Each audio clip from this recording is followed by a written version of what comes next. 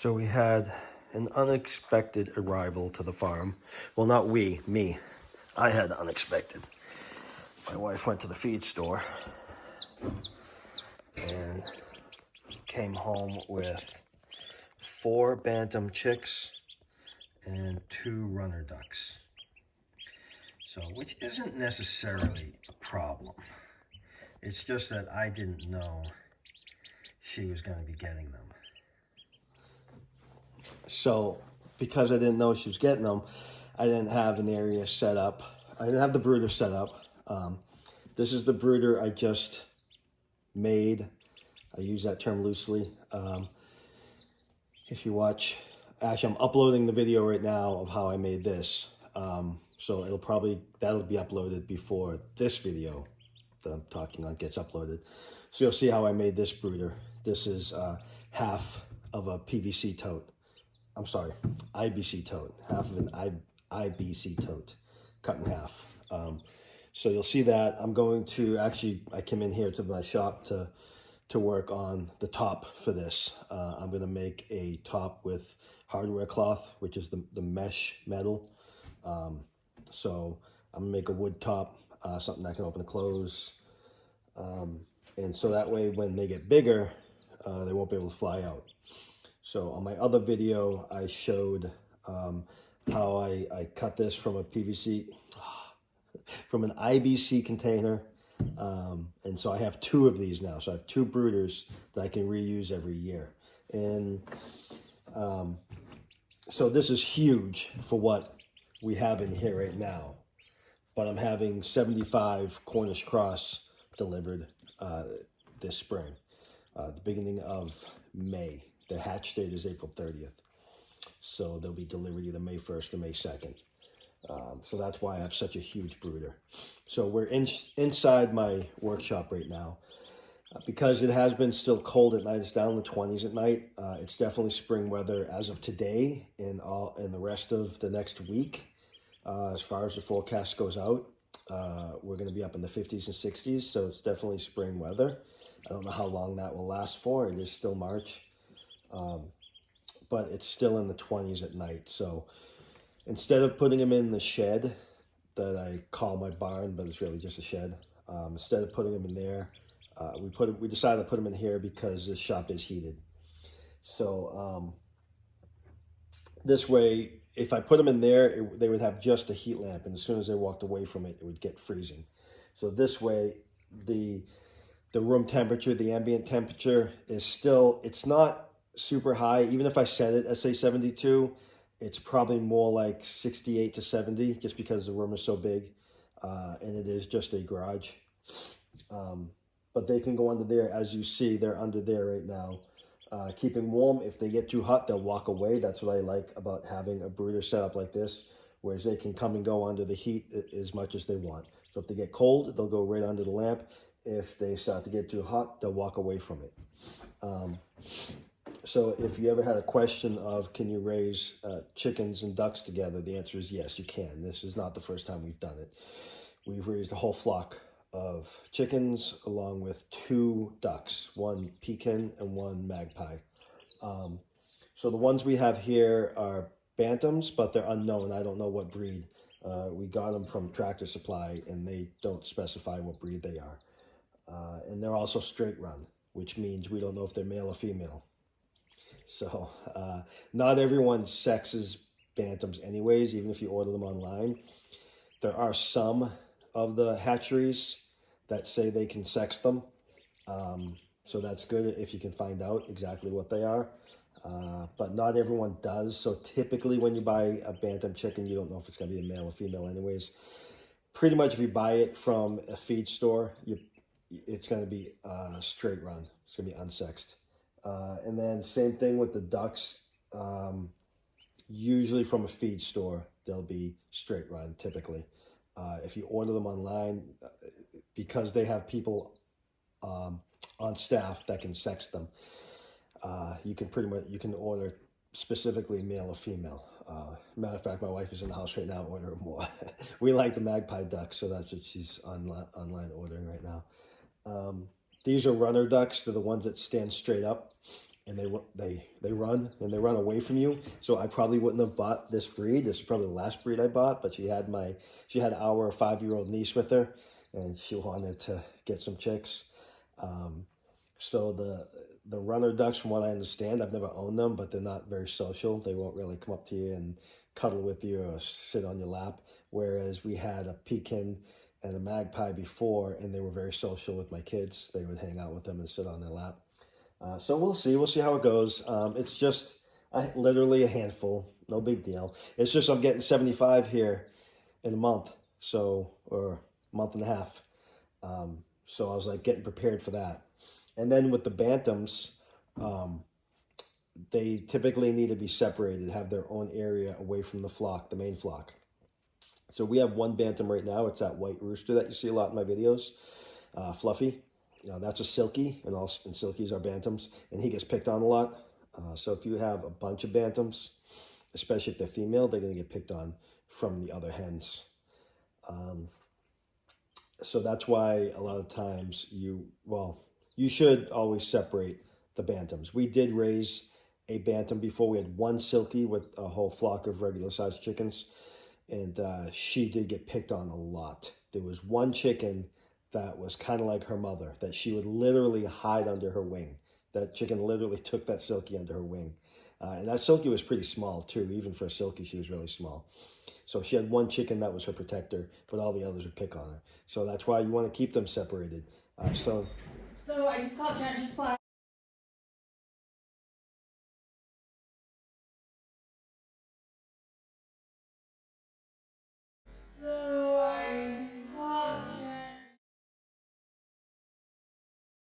Okay. Because at the beginning of the video, I was talking about that we got 4.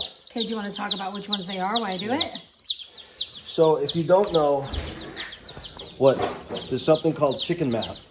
So at the very beginning of this video, we counted up how many chicks we had and how many ducks we had. We had 2 ducks and 4 chicks.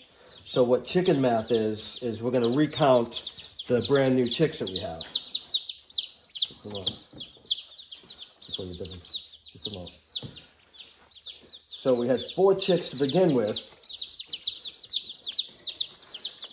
but now we have 5, 6, 7, 8, 9, 10, 11.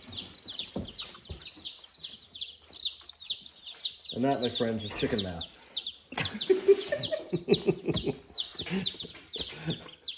I don't get it, but whatever. Because once you get a couple chickens, you end up getting a couple more and a couple more and a couple more. Now you have 10 instead of having a couple. So I'm going to dip them now. So when you first get your chicks, this is what you're going to do. You're going to show them where the water is.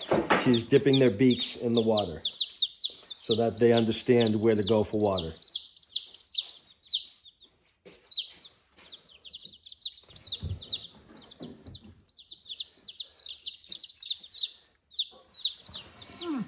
Oh, that one got away. That one got away. Where's he going? Got it. You want to tell what kind of chickens we just got? So you can see that they're much bigger than the ones we have over there. So the original ones were bantams. We don't know what breed, just bantams. So which ones are these? You know which colors or what?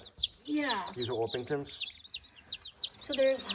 I know we got Orpingtons, Jersey Giants, and what? Orpingtons, Jersey Giants, and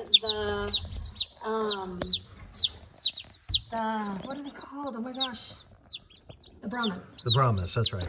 The white Brahmas. So that's what we just picked up. Literally in the middle of recording this video.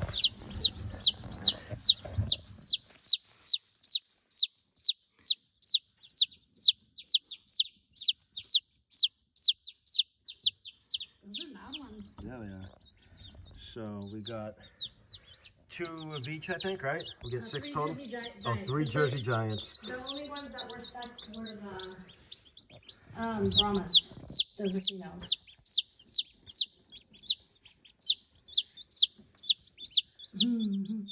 They're so cute. And then we're going to order some more ducks.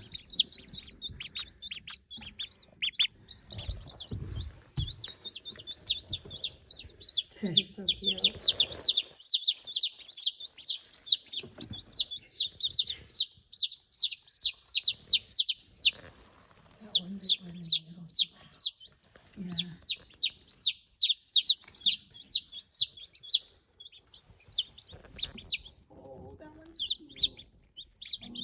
Yeah.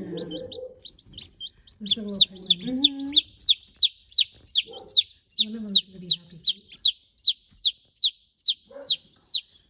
So loud. So loud. Wrong type of bird. I know. Right. But they're so cute. He looks like a little penguin. Like Happy Feet when he's all fuzzy. You know that show? Mm-hmm. So when you first get the chicks and you bring them home, we got these from a feed store, obviously.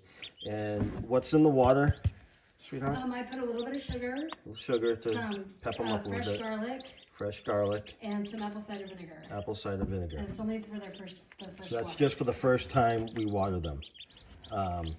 It's just kind of, the sugar kind of perks them up a little bit. The garlic and the apple cider vinegar build their immunity, their immune system, kind of gives them a boost for when they first get home. So whether you're ordering them through the mail or you go down to the feed store to get them, it's a good idea to do that. So obviously you want to have your brooder all set up like we did yesterday, right? Mm-hmm. Yeah. Have the pine shavings in there. Have the food. Lady. I don't know what to tell you. Have the water at room temperature. Have your heat lamp At 95. Yeah. So the heat lamp. So if you watch pretty much all homesteading channels, will tell you how these particular heat lamps were created by the devil, and your whole house, the whole neighborhood's going to burn down if you use these. And all kinds of horror stories. It is true. If you have half a brain, you might burn your house down. We secure ours with either a ratchet strap, or in this case, I'm using a lead from one of our goats. I have it wrapped around the top there. It's not tied, it's wrapped around there. So there's no way it's gonna fall. There's no way it's gonna come undone or fall. I will leave it this low for the first week. As they grow, I will move that up. It'll go up and up and up. Again, as I said earlier, I like having, they're chasing the thermometer, red dot from the thermometer. I like having it low like that, and so that they can go under it if they choose to, or go away from it if they choose to, if they want to cool down. Obviously, there's a couple there that were cold. They're getting right underneath it. You just have to be smart with these particular heat lamps. There are better options. There's definitely safer options, that's for sure. But like I said, we have ours clipped on there. It's not going anywhere. It's not going to fall in there. They're too small to jump up and get to it yet. So you want to make sure they have chick starter is what we're feeding them. They have that water for their immune system. And and then you got to check them for, you got to check their butts every day. So you got to lift them up and check their rear ends and make sure they don't have pasty butt, which is if they're pooping and it gets stuck to their feathers. If they're pooping and it gets stuck to their feathers, yeah, see, nice clean butt is what you want. It could clog up their vent and kill them. And don't pull it off. Don't pull it off. Don't pick it. You need to get a warm washcloth and gently wipe it off. And that lasts, what, about a week or two? Mm-hmm. About a week or two you have to do that, and then you can stop worrying about it after that. Good idea, just keeping it, until they start getting feathered. Once they're about 3 weeks, they'll have a lot of feathers coming in. They grow very fast, and you don't have to worry about that so much anymore. So as far as the heat lamp goes, you want it the first week. They need to be in temperatures of 95 degrees, and it goes down about 5 degrees per week. So next week they'll be more comfortable in about 90 degrees, 85, 80, and it'll keep going down until about 6 weeks when they don't need any heat lamp at all. So that's why I like having them be able to move in and out of the heat lamp if they choose to. Also with the ducks, since we're starting them all off on chick starter, since we have a mixed flock, it's okay that they're eating chick starter. It's okay for the ducks to eat it. There's no problem with them eating chicken feed. The one issue, though, is that they need niacin. So we add niacin to the chick starter. You can either add it to the water if you get powder. I think we have powdered niacin. Mm-hmm.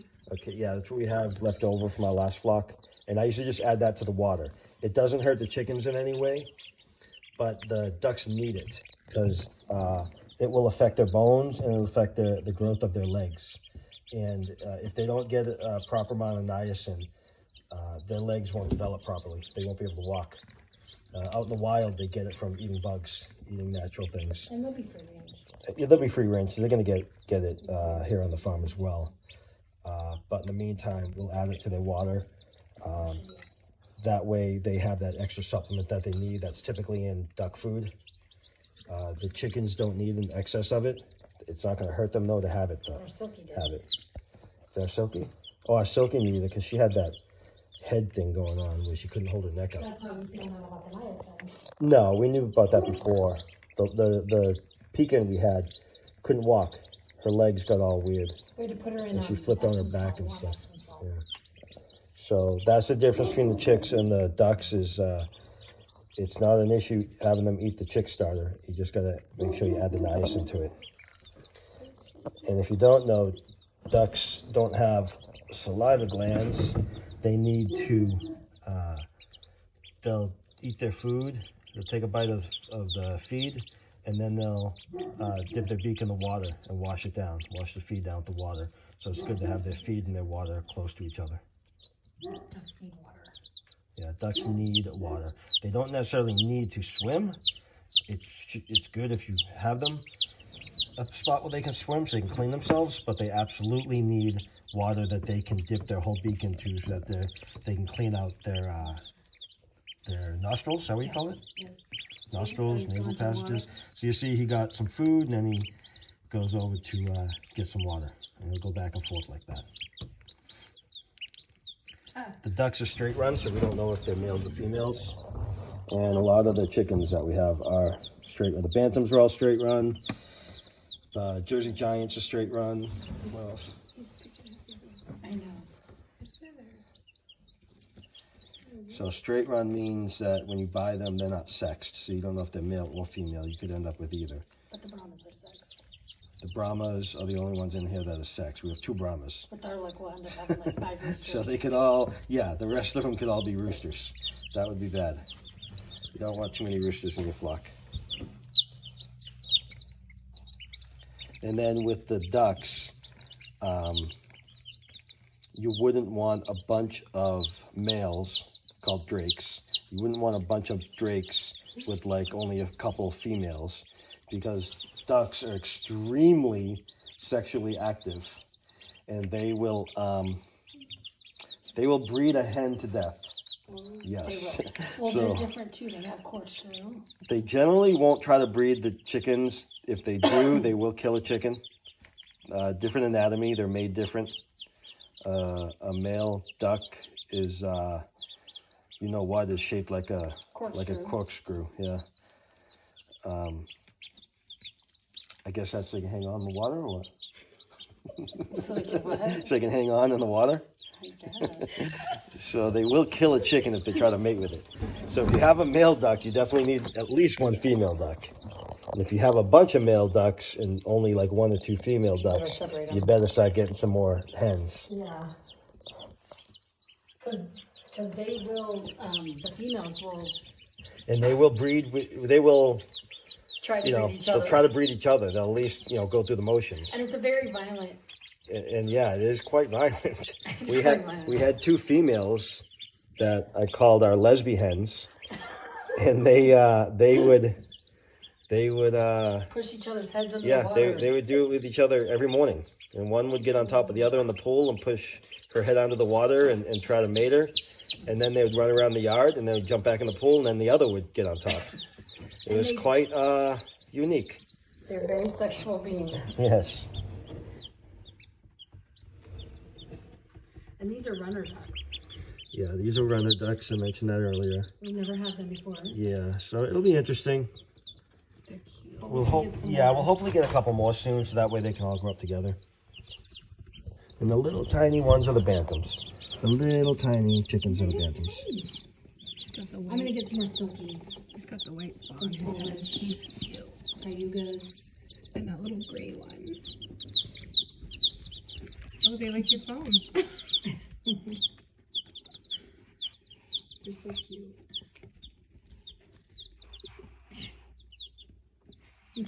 smiling in the camera. What's the gray one? Or this little white guy? The gray one, I believe. Okay, so there you have it. This video was not planned at all. I just figured I'd come out here today and show the brooder I just made and show the chickens that we just got. But now you see chicken map is real. That was about as real and organic as it gets. That was not planned. That was not like a gimmick or a stunt that we did for a video. 100% real. I was looking at the chickens. My wife came out here talking about buying more chickens. She wanted to get ducks this year. Since we already got 2, I said, well, might as well get the flock of ducks that we want to get. We eventually wanted some ducks. So she starts looking online, and then she comes running in and saying, hey, they have ducks and chickens down the road. So we went down there. We're in the middle of the video. At the start of this video, I honestly had 4 chickens, and now I have, I think, 11 chickens. So that's how chicken math works. And then by the time, now that this is the end, this is the last clip of this video, I have like a dozen ducks on order coming to me at the end of the month. So that's how it happens. That's how it works. So I guess I'm just as guilty as she is. Say hi, Aspen. Hi, Aspen. So I'll keep doing some videos talking about raising them. So you saw how we did it. So we have this, you know, magic water, special water, whatever you want to call it. Garlic, apple cider vinegar, a little bit of sugar. Just to get, the sugar is just to get them to come over, drink it, and give them a little pep, which definitely wakes them up a bit. So that's only for the first water.